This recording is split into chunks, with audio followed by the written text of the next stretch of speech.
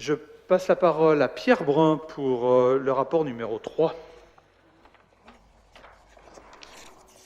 Merci Monsieur le maire, bonsoir à toutes et à tous. Donc la délibération numéro 3 traite de la taxe foncière sur les propriétés bâties et de la limitation de l'exonération de 2 ans en faveur de constructions nouvelles à usage d'habitation. Donc si, j'ai loin de moi l'idée de vous faire un quiz, mais si je vous dis article 1383 du Code général des impôts, je suppose que ça ne dit pas grand-chose à personne, à quelqu'un en tout cas. À moi non plus d'ailleurs, il y a encore 3 mois. Par contre, si on parle de l'exonération effective de la taxe sur la taxe foncière sur les logements bâtis, là tout de suite, pendant 2 ans, c'est quelque chose qu'on a bien en tête. Donc c'est effectivement ce que prévoit cet article, c'est l'exonération totale de cette taxe foncière sur les propriétés bâties, la TFB, pendant 2 ans. Donc, et l'assiette, c'est quoi? C'est en faveur des constructions nouvelles, reconstructions, extensions, donc ce qu'on appelle les additions de construction à usage d'habitation. Mais ça s'applique également en cas de conversion d'un bâtiment à usage agricole en logement, ce qui est plutôt un petit peu plus rare à Chambéry. Alors, qu'est-ce qui se passait avant 2020?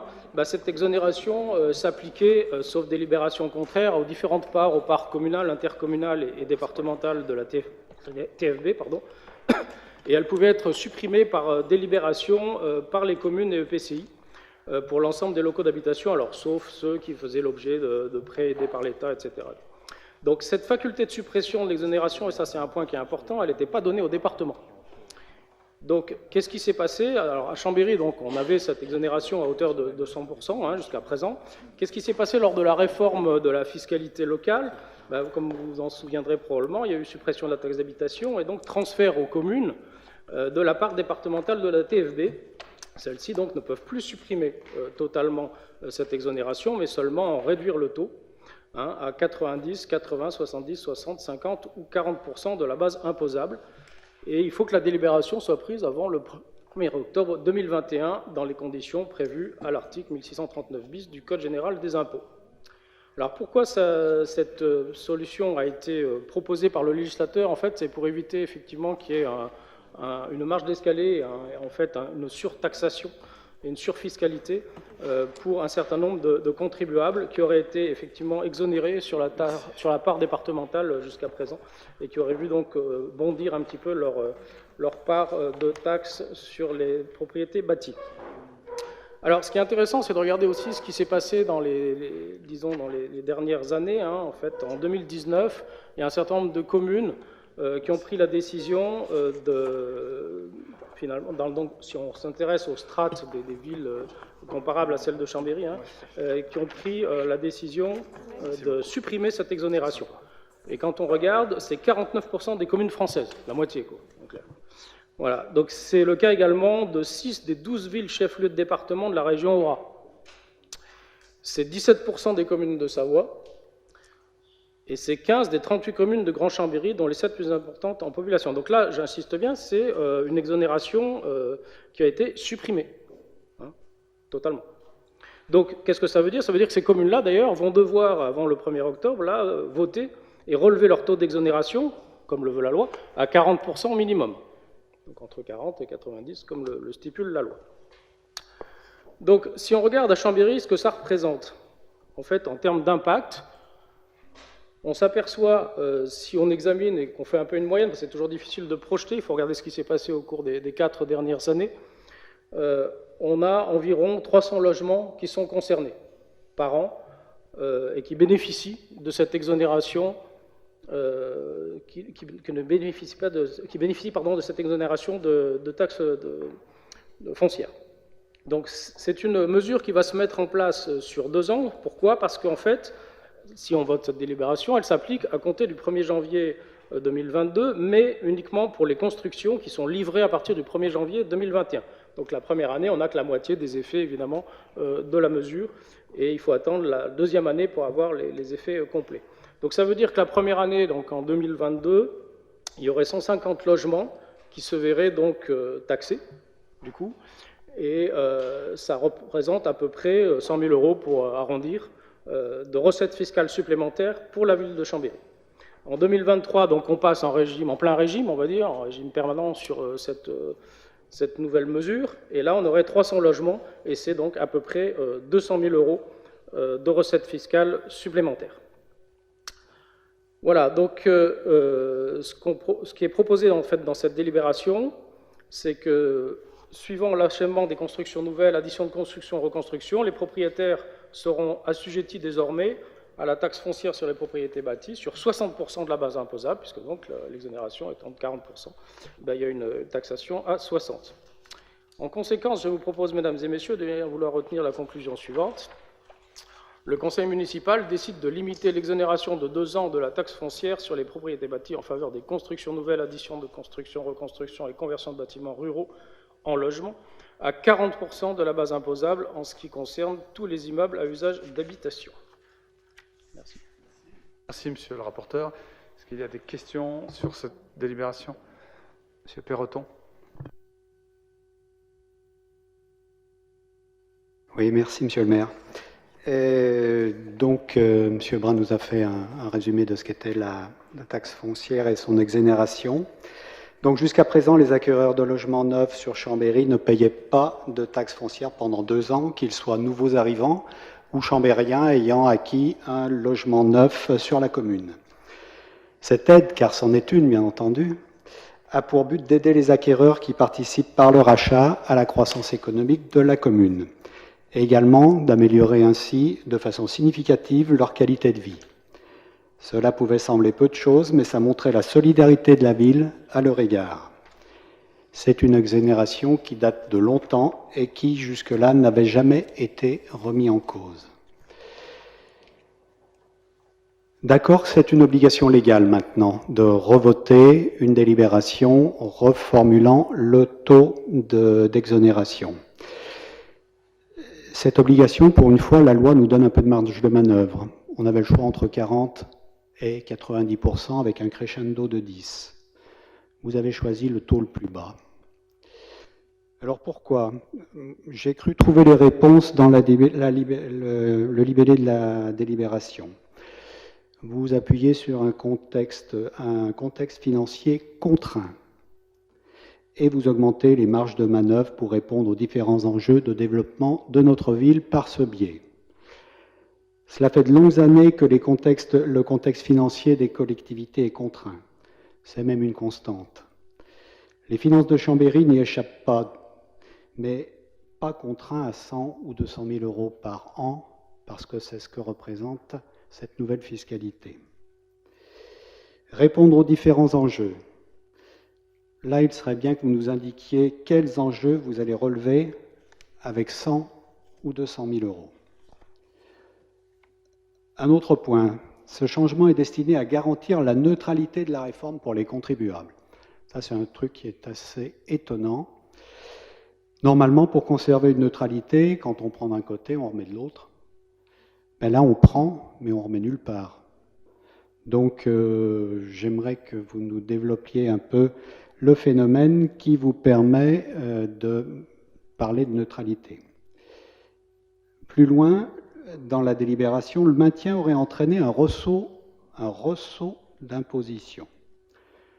Je connaissais le ressaut de la hanche du nouveau-né, le ressaut de l'imposition, là j'avoue que j'ai un blanc. Donc, est-ce que c'est douloureux, M. Brun, ce ressaut? C'est juste pour vous faire sourire, M. Brun, derrière votre masque. On passe aux simulations. Vous indiquez simulations menées au niveau national qui ont conduit à arrêter un montant minimum d'exonération à 40% pour assurer la neutralité. Alors là, si c'est au niveau national, il n'y a vraiment plus rien à dire. Coluche disait « les milieux autorisés s'autorisent à penser ». Là, c'est le niveau national qui s'autorise à penser que c'est 40%. Je trouve que c'est une démarche qui pousse à un raisonnement et à une application très moutonnier de la délibération. Vous nous avez cité des chiffres là pour l'argument massu. Vous indiquez d'ailleurs en 2019, je vous le redis, 49% des communes françaises de la strate 50 000 à 100 000 habitants avaient supprimé l'exonération. 6 des 12 villes chefs-lieux du département d'Auvergne-Rhône-Alpes, 17% des communes de Savoie, 17%, 15 des 38 communes de Grand Chambéry Après ça, si Chambéry ne supprime pas l'exonération, qu'est-ce qu'il faut faire? Sauf qu'inversement, c'est 51% des communes françaises de la strate de 50 à 100 000 habitants qui n'a pas supprimé l'exonération. C'est 6 des 12 villes chefs-lieux qui n'ont pas supprimé l'exonération. C'est 83% des communes savoyardes qui n'ont pas supprimé l'exonération et 23 communes de Grand Chambéry. On a donc un vrai argumentaire chiffré que vous nous servez pour ne pas supprimer l'exonération. Monsieur le maire, vous vous êtes félicité d'avoir soutenu l'activité économique. Très bien, et c'est une chose que vous avez effectivement faite par moment. Par contre, quand on sait que les mises en vente de logements neufs ont baissé de 21,1% au premier semestre 2021 par rapport au premier semestre 2019, même si c'est peu de choses, on peut se poser la question sur la pertinence de retirer un peu le tapis aux entreprises du bâtiment et du second œuvre. Il y a également un point, monsieur le maire, que vous ne manquez pas de connaître, c'est que le Premier ministre a chargé fin mai la commission Rebsamen d'identifier les freins à la délivrance de permis de construire en France, et cette commission tient sa dernière réunion demain, 21 septembre. Elle remettra 13 propositions, a priori dès le 22, à Jean Castex, avec notamment un volet fiscal. Ce volet fiscal qui devrait largement porter sur des aides aux maires bâtisseurs. Il s'agirait par exemple que l'État compense davantage l'exonération de taxes foncières dont bénéficie le logement social. Je rappelle pour information que les offices d'HLM, tels qu'on les appelle, sont exonérés de taxes foncières entre 10 et 30 ans en fonction de la nature du logement qui est construit. Donc est-ce que là, il n'y aurait pas eu matière à attendre les conclusions de cette commission qui vont arriver incessamment et de voter une exonération à 90% en attendant de voir quelles seraient ces aides qui ne manqueront pas d'arriver et d'être significatives. Et puis ça sera mon dernier point, un mot qu'on utilise rarement, voire jamais dans cette assemblée, c'est le mot économie. Est-ce qu'au lieu de trivialement ponctionner 100 000 euros chambériens, la ville n'aurait pas trouvé 100 à 200 000 euros d'économie dans son fonctionnement? Puis là, je vais vous taquiner un peu. 100 000 euros, c'est le montant des augmentations des indemnités d'élus que vous avez votées. Je vous remercie de votre attention. Et je ne disais pas ça méchamment, c'était juste pour resituer le contexte. Monsieur Brun, apportez quelques éléments. Je me ferai un plaisir d'en rajouter d'autres. Oui, je vous laisserai répondre sur les HLM en particulier. C'est plus dans votre domaine. Vous excellez, comme d'habitude, dans l'art de la rhétorique, Monsieur Perroton. C'est assez intéressant de voir comment vous arrivez, à partir d'une délibération qui fait moins d'un A4, à faire un tel discours. Vous arrivez en plus à prendre exactement en creux tout ce qui était positif, vous le passez en négatif. C'est vrai que 100 moins 49, ça fait 51, ça je vous l'accorde. Il n'y a aucun débat là-dessus. Voilà. Donc je ne vais pas rentrer là-dedans, et puis je ne me souviens pas forcément de toutes les questions. Je répondrai peut-être juste sur l'aspect impact, c'est-à-dire qui ça va toucher en termes de nombre de logements, parce que c'est quand même un peu intéressant. Je veux dire, on parle effectivement de pas grand-chose. D'un côté, vous dites c'est pas grand-chose, d'un autre côté, vous dites c'est quelque chose qui va vraiment pénaliser le contribuable chambérien. On s'aperçoit quand même que c'est moins de 1% des propriétés cadastrées qui vont donc être impactées par cette mesure. C'était 0,97% en 2019, 0,84% en 2020. Et là-dessus, avec une répartition 60-40, on va dire kiff-kiff 50-50, entre chambériens et non-chambériens. C'est-à-dire qu'on est en fait à 0,5% finalement de personnes allochtones qui viennent et qui sont effectivement attirés par Chambéry, et je ne pense pas effectivement qu'une telle mesure les freine, d'autant plus que s'ils vont dans des communes où ils payent moins, ils auront aussi les frais de transport et leur diesel à payer, mais ça c'était une petite remarque personnelle. Voilà, donc en fait on a un impact qui est relativement faible. Alors c'est vrai qu'on joue petit à côté de vous, puisque en 2015 vous avez quand même pris une délibération pour supprimer l'abattement, comme vous le savez, en général à la base de taxation, des taxes d'habitation, pardon, et vous avez également augmenté du % l'ensemble des 3 taxes. Donc c'était une recette fiscale qui était digne d'intérêt, puisque c'était 5 millions d'euros, à comparer effectivement à nos 200 petits kilos euros. Cela étant, je ne répondrai pas dans le détail sur qu'est-ce qu'on va en faire. Vous savez très bien qu'on a moult pistes possibles pour l'utiliser de manière intelligente, et je ne suis pas sûr que ce soit l'objet ce soir de rentrer dans des détails comme ça, parce que sinon on va se quitter après le Medianoche. Voilà, donc je ne sais pas exactement si j'ai peut-être loupé un certain nombre de vos questions, parce qu'il y en avait beaucoup. Moi, ce qui me semble intéressant de retenir, c'est l'impact, voilà, qui est quand même relativement faible. Après, l'attractivité et j'allais dire l'aspect, effectivement, coup de pouce économique, certes, c'en est un. On peut aussi parler euro, hein, c'est-à-dire que quelqu'un qui a 1 000 euros de taxes d'habitation à l'année 3, bah, il aura 600 à payer effectivement l'année 1 et l'année 2, ça c'est vrai, alors qu'il avait 0 jusqu'à présent, donc ça c'est un fait, c'est factuel, hein, c'est un calcul. Je vais peut-être laisser Monsieur le maire compléter sur les HLM s'il le souhaite. Merci. Oui, allez-y, Monsieur Perroton. Je crois que vous n'avez pas bien compris ma démarche. L'enjeu, ce que je voulais vous dire, Monsieur Brun, c'est que l'enjeu était tellement faible pour la ville de Chambéry, c'est qu'on pouvait peut-être faire abstraction en attendant ce que je vous ai indiqué, Monsieur le maire, pour les Chambériens, parce que l'enjeu est faible pour les Chambériens.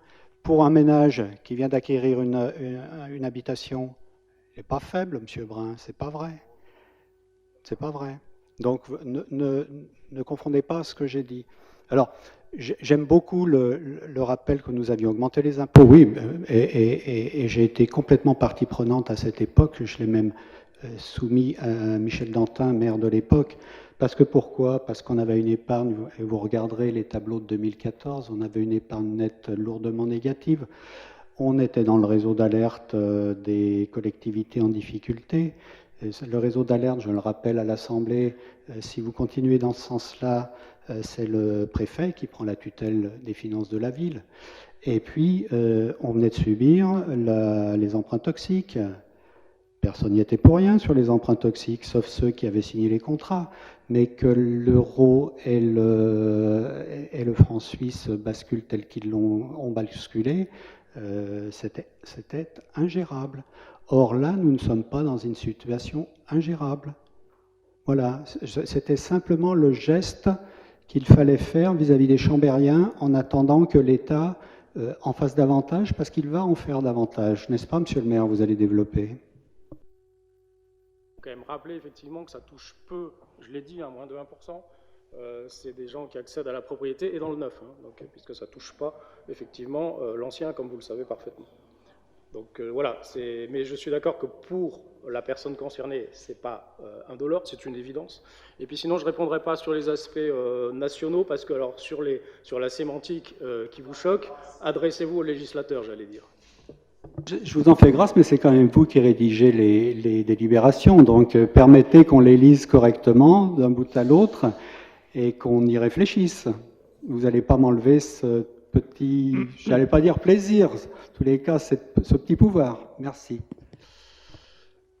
Bien, après cet échange intéressant entre M. Brun et M. Perroton, je voudrais dire à M. Perroton que je suis d'accord avec lui sur une chose, c'est que ça fait beaucoup de débats finalement ou d'explications pour un sujet, somme toute, très minime, puisqu'il y a dans notre bonne ville de Chambéry, je crois, près de 24 000 ménages assujettis à la TFPB, et que ces 24 000 ménages ne sont pas du tout concernés par ce dont on parle ce soir. Ça fait référence à des acquéreurs dans l'avenir qu'on peut estimer à 250 à 300 par an, d'où la recette d'environ 90 000 euros par an, ce qui veut dire une TFPB minorée de 300 euros par an, puisqu'effectivement, ce ne sera pas une TFPB à taux plein, ça sera une TFPB minorée à 40%, comme il vous est proposé. Donc c'est résiduel. On va dire que c'est une niche fiscale qui existe et qui peu à peu, je vous le confirme, peu à peu est supprimée. Pierre Brun a fait référence à des statistiques qui datent de 2019, et depuis 2019, d'autres collectivités locales ont supprimé cette exonération qui était décidée par l'État et non compensée par les collectivités locales. Et si les collectivités locales, peu à peu, reviennent sur cette disposition d'État, c'est qu'elles sont toutes soumises à des difficultés pour déployer les services qui leur sont demandés par leurs concitoyens. Dans l'agglomération de Chambéry, par exemple, cette exonération qui avait été décidée, sur laquelle les communes sont revenues, vous avez des communes très différentes. Par exemple, la même disposition a été prise à la Motte-Servolex, à Bassin, à Saint-Alban-l'Est, à la Ravoire, à Challes-les-Eaux, à Saint-Baldeuf, mais aussi Saint-Cassin, Barbie, Curienne, Les Déserts, Saint-Sulpice, La Tuile, Vimines, Aritte, Montagnole. Et pour ces communes, Aritte, Montagnole, c'est parfois pour quelques centaines d'euros en recettes en fin d'année, compte tenu de la dynamique de construction. Mais toutes les communes aujourd'hui sont à la recherche, effectivement, de quelques centaines d'euros. En ce qui concerne la ville de Chambéry, sur 2 ans, ça fait à peu près 200 000 euros. Alors, ces 200 000 euros, on ne les affecte pas sur une dépense particulière, mais par exemple, mes 200 000 euros, ça permettrait, par exemple, de passer la part du bio à plus de 60%, puisque chaque tranche de 10% de bio, c'est à peu près 50 à 60 000 euros. Donc, je vous donne un exemple. 100 000 euros, c'est d'ailleurs ce qu'on a dû payer en facture en retard à Sodexo pour une facture qui n'avait pas été payée. Donc voilà, ce sont des choses aussi de la vie courante, mais qui nous permettent, avec 100 ou 200 000 euros, de faire un plus. 100 000 euros, c'est ce qu'on a décidé de faire en plus pour le monde associatif. Et je vais vous dire par ailleurs autre chose sur cette démarche. Elle n'est pas... donc, vous l'avez bien compris, chambérienne, elle est de partout pareil. Il se trouve qu'on travaille aussi avec les moyens aujourd'hui des multimédias, et il y a une boucle WhatsApp sur toutes les villes chefs-lieux de département en France. Et donc, il y a un mois, un petit échange entre maires des villes chefs-lieux.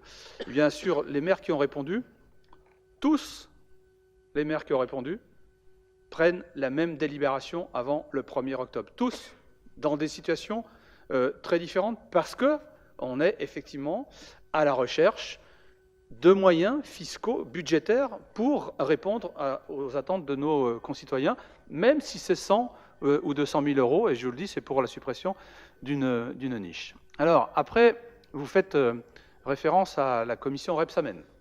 Et donc, vous anticipez en disant François Rebsamen, qui est un très bon maire d'ailleurs, un bon copain d'ailleurs, qui fait ses propositions au gouvernement, il va faire des propositions. Mais le gouvernement suivra-t-il les recommandations de François Rebsamen et de sa commission? Moi, je l'espère.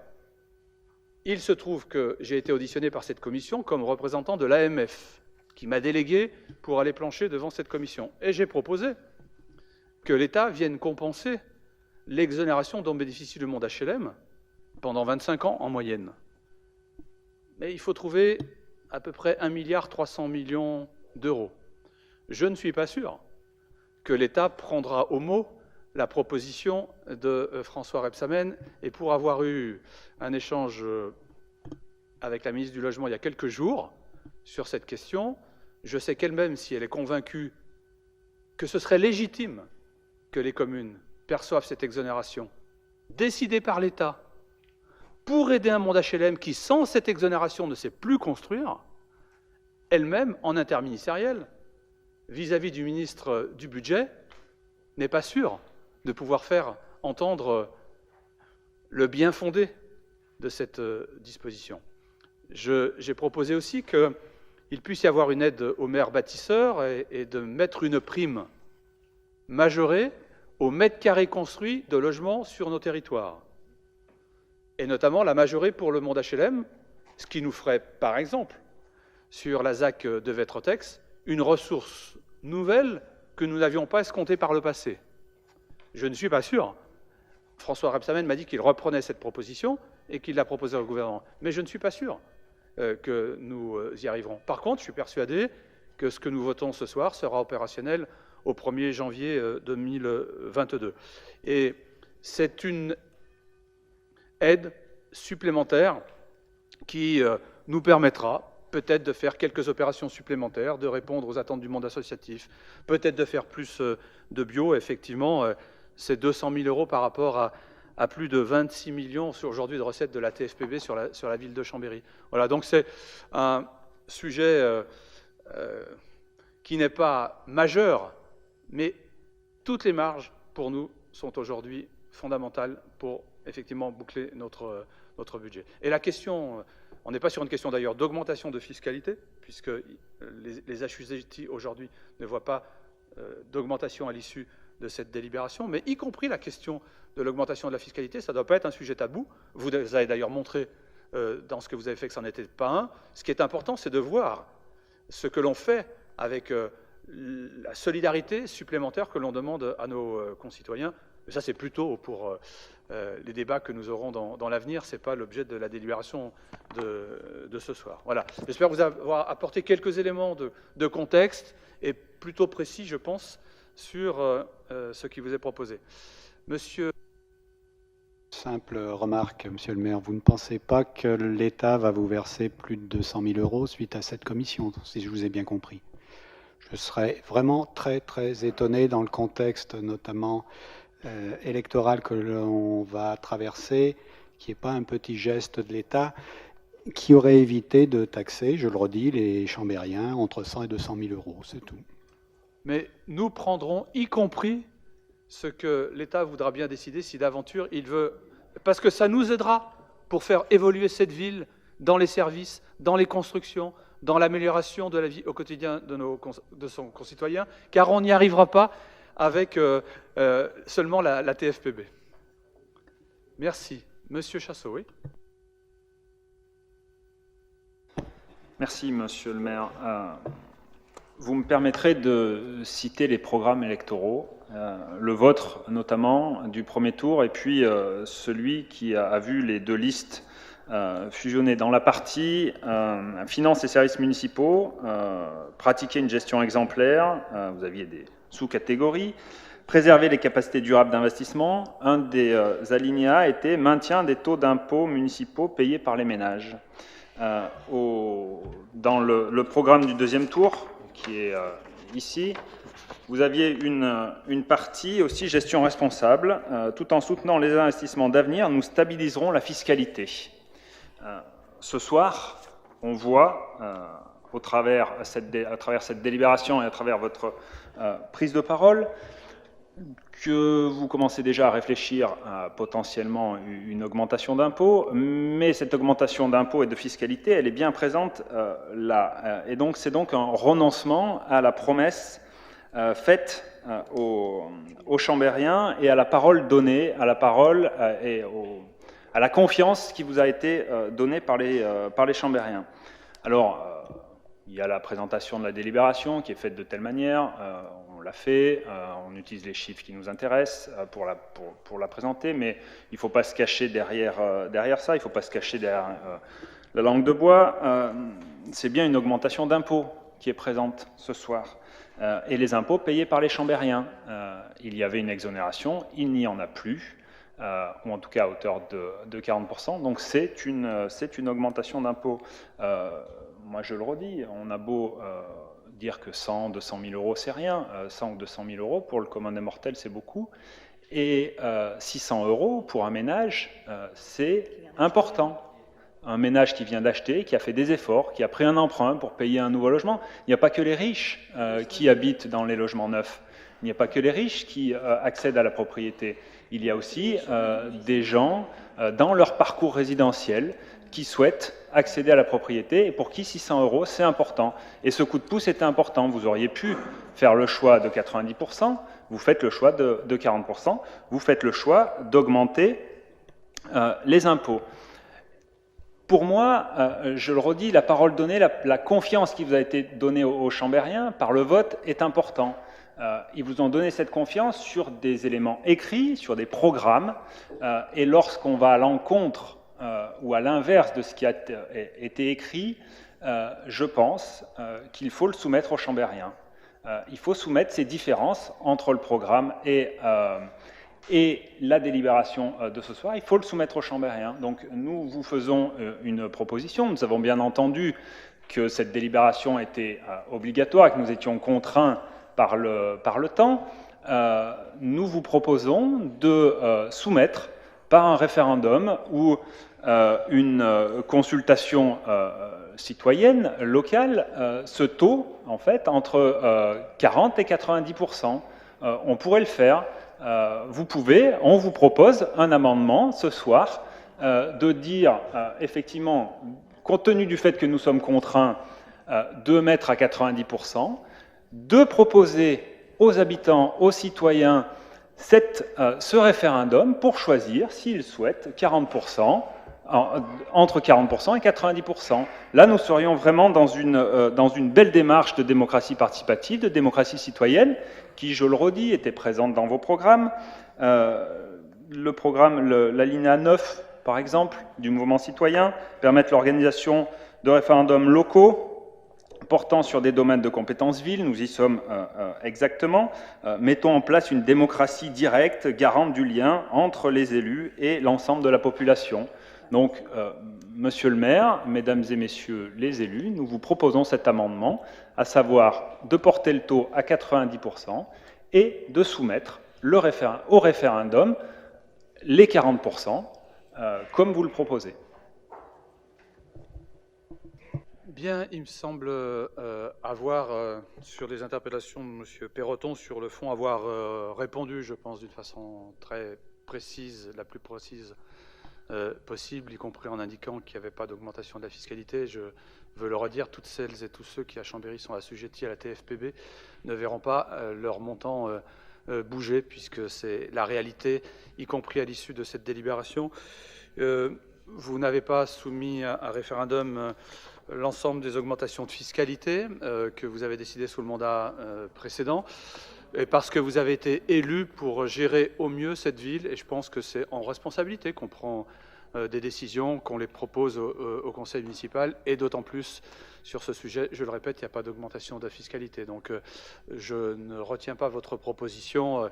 Par contre, on pourra, sur des sujets plus importants qui concernent tout le monde, pourquoi pas, et y compris après les états généraux de la démocratie locale, solliciter les sujets qui concernent tous les chambériens. Y a-t-il des oppositions? Une opposition? Pas plus? Non, on a échangé beaucoup, et moi je veux avancer pour que ce conseil municipal soit opérationnel. Y a-t-il des oppositions? Si le débat vous gêne, vous le dites, vous nous non, coupez les micros, et puis on ne parle pas. On vous a soumis une proposition d'amendement. On ne la retient pas, je vous l'ai dit. Donc vous rejetez notre proposition d'amendement, vous ne la mettez pas au vote. Non. Donc du coup, ce qui est noté dans les programmes, on peut les classer verticalement. C'est votre lecture. Bah oui. C'est votre lecture. C'est votre très, pouvoir, très personnalisée. Vous avez le pouvoir de le nous faire. Sommes très démocrates. Vous avez dit que nous ne l'avions pas fait. Vous avez le pouvoir de le faire. Vous auriez pu, y compris en commission, poser des questions sur cette délibération, mais on comprend le jeu de scène. Toujours repoussé dans un conseil municipal. Y a-t-il donc des oppositions? Merci. Des abstentions? Il n'y en a pas. Ce rapport est donc adopté. Je vous remercie, Monsieur Brun.